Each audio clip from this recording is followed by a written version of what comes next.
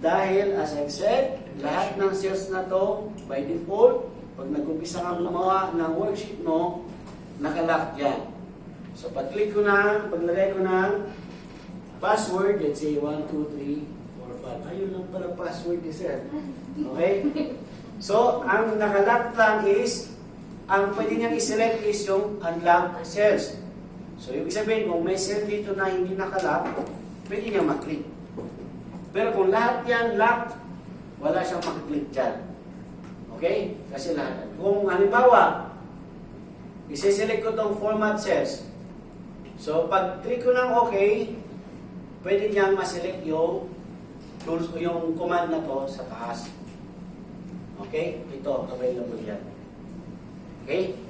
So, since wala, ito lang, unlock cells, pag click ko ng OK, tatanungin ka niya ulit ng password mo, baka kasi nakalimutan mo. So, 1, 2, 3, 4, 5. Ulitin mo na yung password na binigay mo for confirmation lang. Then, okay. So, wala akong maklik dito. Kahit ano i-click ko. Yung nakalagay doon, allowed akong mag-click ng unlock cells. So, bakit wala akong maklik dito? Dahil lahat po yan ay naka-lock. Okay. So, scenario number 2 tayo. Dito ako sa draft. Okay? Itong table na to, let's say, yung user, yung gagamit nito is pwede niyang bago-baguhin to. Pero, para hindi niya magalaw yung mga formulas, yun ang mananatili nakalock. Ito, pwede niyang baguhin. So, meaning to say, pwede siyang mag-click dito at baguhin niya to. Pag-click niya dito, hindi niya masiselect yan. So, pwedeng bago-baguhin ito, pati ito, at saka itong date, pwede niyang gawin 2024 or ibang year. Para reusable siya sa next years. Okay? So, una-muna is tatanggalin muna natin yung lock nito. Yung mga pwedeng baguhin. Okay? Pwede natin isama ito. So, hanggang dito. Para pwede niyang baguhin yung date, pwede niyang baguhin yung values. Okay? At pwede niyang baguhin yung mga category ng expenses natin. So, i-unlock ko yan. So, tulad na sabi ko kanina, by default, lahat ng cells ay nakalock. So, paano natin ma-unlock yan? Right-click, tapos format cells. Okay? Meron tayong makikita dito, protection. Okay? Yan yung protection na options. Makikita nyo, by default, nakalock. Tanggalin mo yung lock niya. Okay? So, tatanggalin ko yung lock. Then, okay. So, after that, ibig sabihin itong mga nakaselect ngayon, ng mga cells na yan, hindi na yan siya lock. So, pag naglagay ako ng, katulad ng ginawa ko sa result, dito, masiselect na to at pwede niyang baguhin. Okay. So, right-click tayo. Dito sa sheet name, protect sheet. Okay. So, nakalagay dito. Pwede niya i-select yung lock cells. No. Ayokong ma-select niya yung mga naka-lock cells. So, the rest, naka-lock lahat yan. Bukod doon sa in-unlock natin. Dito naman, pwede niya ma-select yung unlock cells. Yan lang yung gusto natin i-allow natin na options. So, maglalagay tayo ng password. O kahit walang password, actually, pag-click ko ng OK, automatic yan. Lock na yan. Pero wala siyang password. Okay lang yun. So, kung magta-try siyang mag-unlock, unprotect lang niya without password. Pero pag ilagay mo ng password, pag-click dito, kailangan mo maglagay ano. Pero pwede kang mag-protect ng walang password. Okay? Pwede yun. So, ngayon, nakakaselect ba ako dito? Hindi, di ba? Hindi. Wala akong mag-click dito. Pero, pag dito ako nag-click, pwede ko nang palitan yan. So, halimbawa, sa electric, sa January, hindi pala 50 ang binayad ko. Let's say 70. Pwede ko pala siya mabago. So, nag-adjust na yung mga ibang tables mo. Dito lang siya pwedeng magbalik ng mga okay? So, ganun yun. Halimbawa, katulad sa mga forms or gagawa ka ng calculator. Okay? So, sa calculator, pwedeng may cells doon na pwede ka maglagay ng data. Pero yung mga dito na may mga formula, since tama yung formula mo dito, ito na ang nakalat. So, dito pwede palit-palitan yan. Let's say ito Netflix. Nagbago na siya ngayon. Ang pinalit niya is OSN na. So, OSN. Pwede niyang palitan to. Okay? Pero siya hindi siya nagbago sa program. Hindi, kasi kahit, ito, hindi kasi siya nakalit dyan. So, pwede pa rin natin gawin yun. Gusto niya nagbabago. So, ganun. Unprotect tayo. So, pansinin nyo, nag-unprotect ako, hindi siya nahingi ng password kasi wala rin ako nilagay ng password ng nilagay ng protect. Hindi ko nasukukan nyo na. Okay, next. So, kung gusto nyo, ito rin, nagbabago dito. So, ito, imbis na nakasulat siya ng mano-mano, equals, i-select mo to. Ito. Then, enter. Tapos, ganun din sa baba. Hilahin mo lang to. Okay? Kukunin niya yung doon. Although meron siyang mga lines, pwede pa rin natin tanggalin niya. Okay? So, pag binago ko itong sa taas, let's say, ang electric. Okay? Pag binago ko yan, since ito ay equal dito, magbabago ito, of course. So, pwede yun. So, pag nilagay ko dyan sa electric, let's say, sige, solar. Yan. Magbabago din siya. Okay? Sir, yun ba yung nangyari sa akin? Yung sa draft. Hindi. Yung sa'yo, kaya ka nalilito, kasi ang sa laptop mo, lahat ng files by default, pag binuksan mo, doon siya nagbubukas sa WPS. Ang WPS ay para siyang katulad ng Microsoft Office applications. Yung nga lang sa WPS, una, libre siya. I-download mo lang sa internet, okay na. Pero yung mga commands mo dito sa ribbons, limitado. Opo. Hindi lahat na nandito ay nandun. So pag may sinend ako sa iyo ng file, let's say Word file, Tapos, pagka-download mo, pagbukas mo, doon siya nagbubukas sa Sa WPS. Kaya dapat, pag bubuksan mo yon, wala dito. although kanina Basta binago na equals, natin yung default ay sign, program, ano yun. kung Tapos sa i-copy WPS paste sa na baba. nagbubukas, right-click mo na lang siya. Para nakalock. Tapos open Nakalock with pa to. program. Hanapin mo yung Excel, doon mo siya. Di ba tanong ko na po yun sa'yo. Tapos yun na nga, nakita ko na siya lahat. Tapos nagawa ko na yung format sa table. Tapos di ba sabi ko, yun nga yung magbasa na sana kami ng assignment. Nawala po yung draft. Iwan ko kung ano po yung napindot ko. So yun yung mahirap paliwanag kung saan mo napindot. Pero make sure, una, pag natapos, isave ninyo, at Wala nga make yun. sure, Ay, alam nyo kung exciting. saan nyo na isave yung file. Kasi kung hindi nyo maalala kung saan nyo na isave yung file, then pag dating nyo sa WhatsApp at isisend, i-attach nyo na, wala na, akala mo na-isave mo siya sa isang folder, yung pala, nasa desktop lang pala siya. So hindi mo talaga makikita dun sa folder na yun. Pangalawa, kung halimbawa, hindi mo maalala kung saan mo na-save. Let's say, katulad dito. Okay? So, isi-save ko to halimbawa sa... So, normally, meron tayong ginawang folder, di ba? Di ba? Dapat dyan isi-save. So, imbis na i-save ko dyan, dito ko siya na-save sa pictures na folder. Then, na-click ko ng save. Okay? Sa kakamadali ko, for example. Then, pag close ko, okay?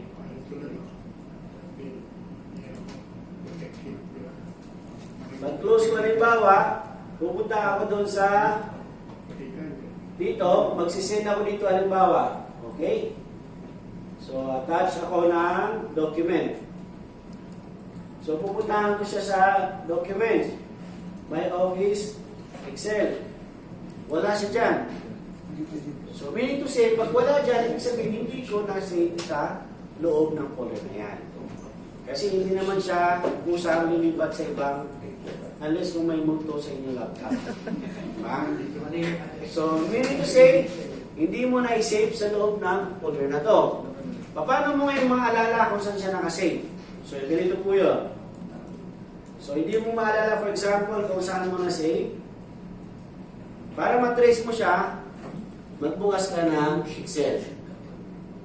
Kasi Excel yung ginawa mo, di ba? Pag-type mo ng Excel, nandito siya. Activity 1, in pictures. Sinave mo siya sa pictures. I-click mo siya ngayon. Kung wala pa rin siya dyan, okay lang. Let's see, wala siya dyan. So, nagbukas ako ng Excel.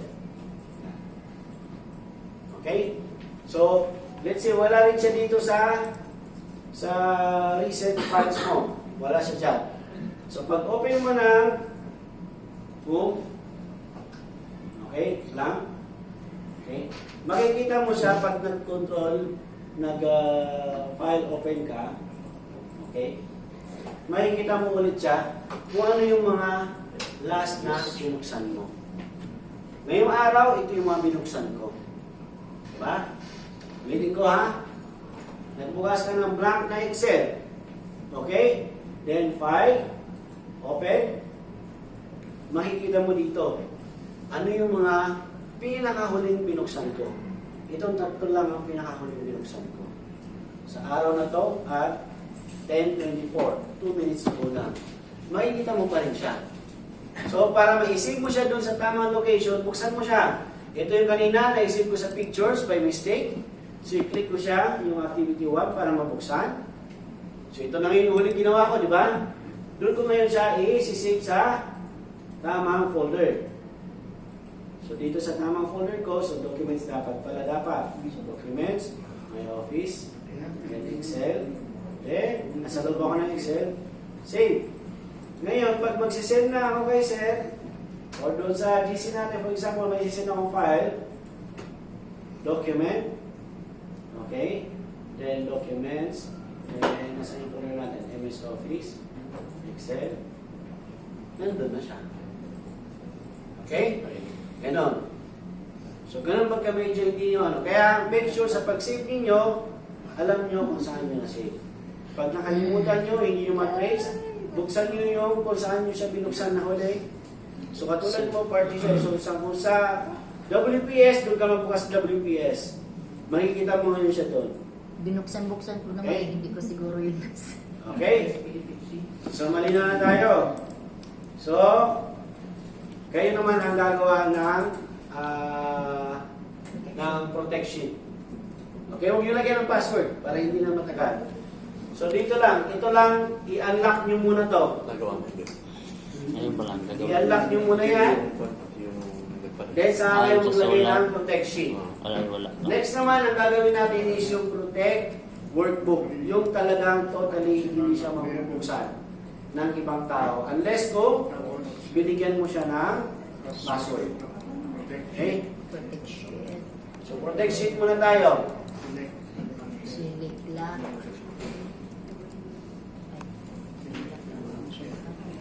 Yan. So, wala akong ma-select except dito sa table na to.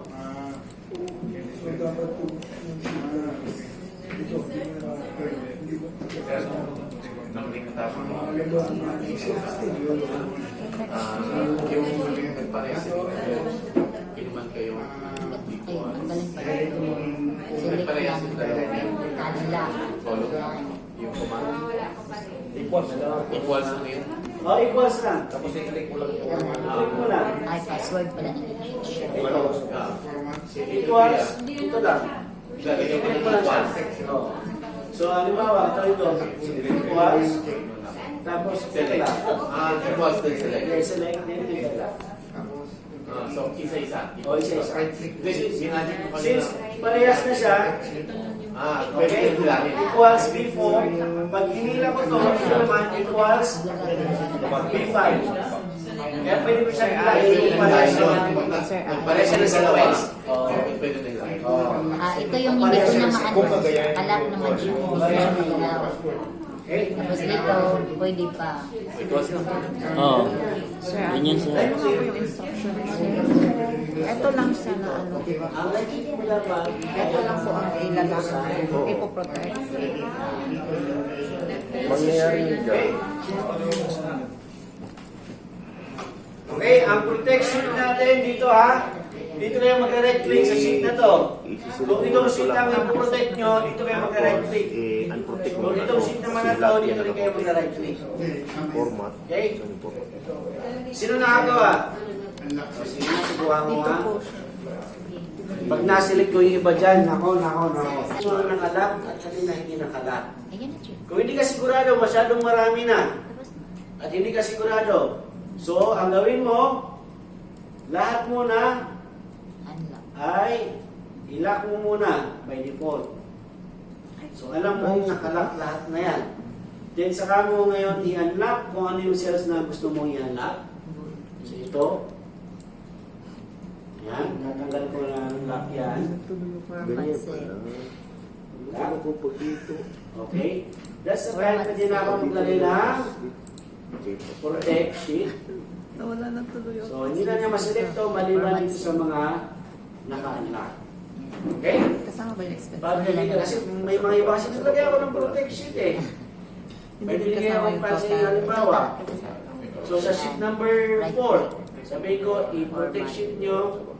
Ang masiselect ko lang is itong cells na to. Lock. E paano kung bago ko ipasa sa inyo, ilan-lock ko lahat. Unlock, okay. So, wala pa rin tayo yung Eh, ano, wala protect ka sheet. eh. Ilock mo Tatanggal, yun. ba't nasiselect ko pa rin to? So, ibalik nyo siya Ito sa lahat, default. lahat. Ito lang tatanggalan. Na lahat nakalock. Tapos i-protect. Then, yung mga cells na to, yun lang ang lalagyan ng lock. Right. Okay? Malinaw? Select. Okay, may pangalawa naman. Select lock. So, sa pangalawa tayo. Ito. Meron din Ito lang sa baba. talagang lalagyan nyo Select ng ang cells. Ang protection isip, yung buong wala. Kasi workbook Hmm. Yan. para hindi siya mabubuksan Wala talaga. na. Okay? So, paano? Dito sa file, okay? Meron tayo, saan ba yun? Yan. Info, tapos protect workbook. Okay. Ano ibig sabihin nito? Pag gusto mo i-protect yung buong workbook na hindi na siya mabubuksan talaga. Kaya alahanin niyo, pag sinabi ko workbook, yung buong Excel file mo. Pag sheet, yun na yung mga sheet dito. Since kanina, bago ako mag-protect workbook, mayroon na nakalagay dito na ang result at saka ang sheet 1 ay naka-protected. Bukod pa doon, pwede kong lagyan ng password para hindi siya nabubuksan. Wala talaga siyang mabubuksan. Kahit pasahan kita ng file na to, hindi mo, pag double click mo or nag-open ka, hindi mo mabubuksan yung laman niya.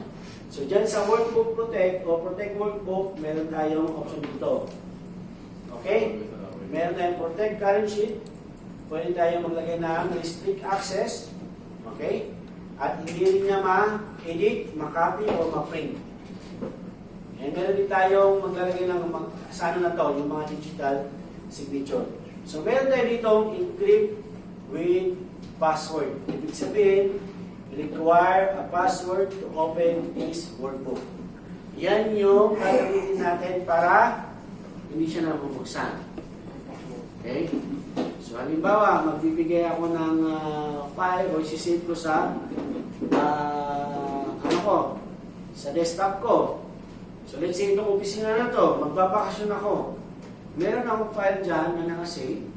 Pero dahil alam ko na si Sir Ali ay minsan gumagamit ng desktop ko at ayoko mabuksan niya yung classified o confidential na file na to.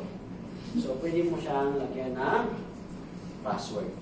So sa encrypt password to open this workbook, i-click mo niyan, maghingi siya ng password. And case sensitive po ang password. Parehas po yan ng mga normal na password. Pag capital, capital. Ginawa mo small letter, mali. Okay? So, halimbawa dito. So, 1, 2, 3, 4, 5. Okay? Okay, pag-click ko ng okay.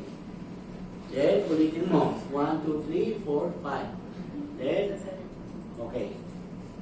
After that, back ka sa home. baka sa ano, file mo, then isave mo siya. Then pwede ko na siya i-close. Okay? Pag binuksan ko siya, doon sa documents, kasi dito ko huling sinave. Okay? Pag binuksan ko yan,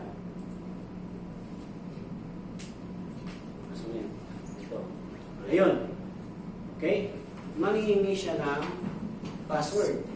Kung walang password, hindi niya So, pag-start kung dalawa kami na misis mo magamit ng laptop, yung ang file. file ng So, kailangan kung hindi niya alam yung password, so yun, nabigyan mo muna ako bago magbigay yung password. Okay? So, ganun po yun. Pagka yung mismong sheet ayaw mong pabuksan, ganun ang paglagay. Pero make sure, naalala mo yung password mo. dapat yung birthday. 1, 2, 3, 4, 5. Paano po sir, pag nakalimutan mo totally yung password, hindi mo na siya mabubuksan or by Pag option? nakalimutan mo yung password, kailangan nyo ng ID na mag-hack yan. So, merong tool na pwedeng i-install sa laptop nyo. Yes, na pwedeng nyo i-break yung password. Okay? Paano sa i-jail yung password na Tanggal. Tatanggalin mo. So, let's say, 1, 2, 3, 4, 5. Okay. So, nabuksan ko. Dito sa file, doon ulit sa info. Okay? Unprotected. I-unprotect nyo po yan. Tatanggalin nyo yung password niya. So, dito sa protect, meron dito yung encrypt password. Okay? Yun na, Chi. So, tanggalin nyo po yung password dyan. Okay? Then, okay. So, wala na siyang password. Then, pagka-save ko, pwede mo na siyang buksan anytime. Sir, pag nakalimutan mong i-save yan, sir, tapos, halimbawa, Hindi. mag-rebate pa yung Kung ano yung huling ano mo, kung ano yung nakalimutan mo, tinanggal mo yung password kanina, hindi ko sinave. okay. So, hindi siya nakasave. Pag binuksan ko ulit, manghingi ulit siya ng password. So, kailangan isip niya siya. Basta kung ano, huling ginawa mo, yun ang pagbabasihan niya. And, since may ginawa kang changes, pag close mo, magtatanong yan eh. Do you want to save this file before closing? Nag-shutdown. So, kung ano yung huling ginawa mo na hindi mo na-save, hindi na pa rin Bago mag-save. ano nakasapas. Okay? Malinaw? Dili na ka. Sir, saglit lang sir. Paano nga ba magtanggal ng password? Ganun pa rin, puntahan nyo. Unprotect. Dito na po ako. Tapos, Password ng sheet. oo kasi naglagay ako ng password kasi So, unprotect lang. Unprotect. Dito Tapos, sa ano, dito, di ba protected to? Aba. Right click, tapos unprotect. Tapos, i-release mo Okay? yung phone. Tapos nilagay mo lang yung ano. Tapos, okay. ay, hindi pala mawawala yung ano. Sige po. Tapos, save. Isip mo Dito, okay, makinig tayo. Balik ka. Sa protect sheet, magkaiba yung sa kanina. Pag nag-unprotect ka dito, at editable na siya, Okay po. Thank you. pag sinave mo, Tapos, hindi na try siya mo protected. Okay po. Okay? Protected kanina. Nag-unprotect ako sa sheet. At ngayon, napapalitan ko na lahat to. At sinave ko. Okay? Sinave ko. Kinlose ko. Pagbukas ko ulit, hindi na siya protected kasi nag-protect ako eh. Ang huling ginawa ko is unprotect. Yes. Okay? Ito. Kalinaw? Po. Okay. So, mag-practice muna kayo. At wait, sa gustong magbanyo, mag-CR, tumayo ng saglit. Then after 15 minutes, balik tayo dito. Hmm. Okay? Okay. Kape mo na kape. Ba?